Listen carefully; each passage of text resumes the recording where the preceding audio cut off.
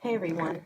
So something that has kind of been a pet peeve of mine was when people are buying and painting silicones and they have the open eyes and the eyes are not set yet. This is what it looks like. So it's got the silicone in the eye, and so you have to cut the eye and then put the silicone in.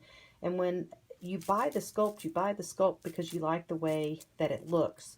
One of the things that I think is very important when setting the eyes that you need to be aware of is this fancy little tool right here is going to be your best friend when setting eyes on a silicone. So what you want to do is you want to take and measure that space on the eye and see what the distance is, because a lot of times people will set the eyes and then it'll push that eye open and it completely changes the look of the silicone. So what you want to do is you want to take and you want to measure that distance before anything is ever cut, so that whenever you get the eye set, then you can take and measure again and see for sure if that's the way that the sculpting artist intended for it to be. I see a lot of silicones that have been bought, and when they set the eyes, they almost look bug-eyed because they haven't set the eyes based on what the sculptor intended. Now, of course, you can always, if you choose for that look, you can always do that on purpose. But to me, it kind of detracts from what attracted you to that sculpt initially anyway.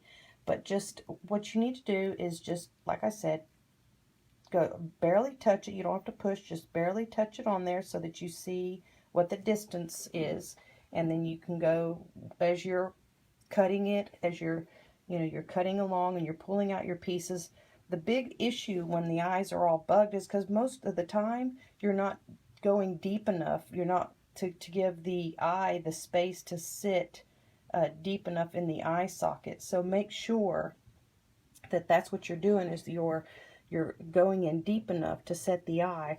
And then also make sure that you cut it at a curve inside. So when you start cutting in, you're going to cut up and around, and then underneath you're going to also cut underneath and around, so that you get that actual look of the silicone as far as the spacing goes.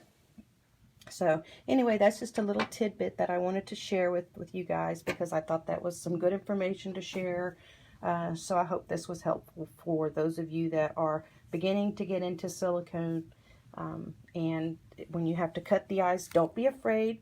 Don't be afraid to cut it. And if you do mess up the eyelid a little bit, once the eyelid is set, you can always add your color in once the eyelid is set, and you can always thicken that back up around the top if you happen to like snip the little edge, or you didn't make a completely straight cut. You can always go back in, match your color, your flesh color, and then just take your paintbrush once it's set, and then put it on there, and that way you'll have it smoothed out. Now, of course, you can use your straight razor and cut off that silicone once you get that boo-boo fixed. Then you can trim that back up.